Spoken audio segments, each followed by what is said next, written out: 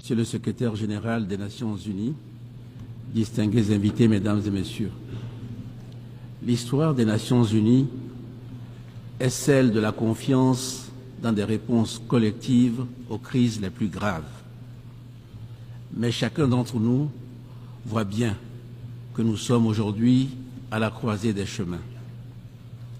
D'une part, notre modèle multilatéral et nos institutions vieillissantes ne sont plus à même de faire face aux nouveaux défis qui sont, convenons-en, d'une complexité inédite.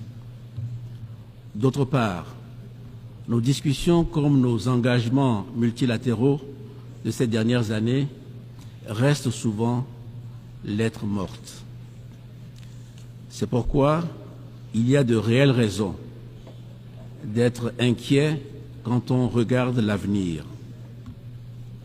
Inquiet pour le futur de notre planète qui est traversée par des crises complexes. Inquiet pour le futur de notre jeunesse, au vu des défis dont elle hérite, et je pense bien sûr d'abord aux défis environnementaux. Inquiet enfin pour le futur de nos institutions qui ne sont pas adaptées aux réalités contemporaines et qui ne remplissent plus leurs promesses. Nous n'avons donc pas le choix. Nous ne pouvons pas persister dans des systèmes qui peinent à tenir leurs promesses et qui ne reflètent plus les réalités du monde. Nous devons nous engager dans une transformation. C'est pourquoi je me présente devant vous aujourd'hui avec une conviction et une vision claire pour l'avenir. Ma conviction, c'est que notre chemin est possible. C'est un chemin où la coopération internationale se revitalise en se faisant plus inclusive et plus respectueuse. Ma vision, c'est celle d'une Afrique qui prend pleinement son rôle de partenaire stratégique dans la construction de nouvelles règles de régulation planétaire. Ma première observation est que mon pays, le Togo, regarde vers l'avenir avec espoir et détermination. Au Togo, nous travaillons à un développement qui doit être durable, mais aussi équitable et inclusif. Pour cela, nous savons qu'il nous faut bâtir un État fort, visionnaire et protecteur. Nous le faisons en tant que nation, parce que c'est notre responsabilité envers les générations actuelles et futures. Cela passe par des investissements massifs dans nos systèmes d'éducation et de santé. Cela passe par la réduction de la fracture numérique.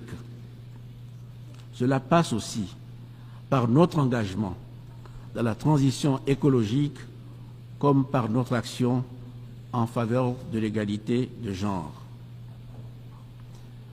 Ma deuxième observation, c'est que regarder vers l'avenir aujourd'hui, c'est regarder vers l'Afrique. Notre continent n'est plus seulement une région en développement, c'est tout simplement le prochain moteur de la croissance mondiale. Car c'est en Afrique que se trouve et se trouvera encore pour longtemps la jeunesse mondiale. C'est là que se trouvera le potentiel de développement le plus fort pour les marchés émergents liés à l'innovation technologique et à l'entrepreneuriat. C'est notamment en Afrique que l'économie verte et bleue offre des opportunités considérables pour un développement durable. Notre continent est riche en ressources naturelles. Correctement exploitées, elles peuvent transformer l'Afrique en un pôle mondial d'énergie propre et renouvelable. C'est aussi là que nous devons expérimenter les nouveaux modèles de partenariat dont nous avons besoin, notamment entre le secteur privé et le secteur public. Ma troisième observation, c'est que la réponse aux défis de notre temps suppose une coopération multilatérale efficace. Les défis alimentaires, sécuritaires ou écologiques dépassent ce que chaque pays est capable de gérer efficacement à lui seul. De plus, il s'agit de crises fondamentalement asymétriques.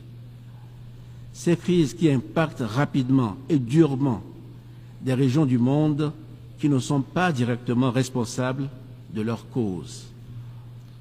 C'est pourquoi je redis ici ma conviction profonde.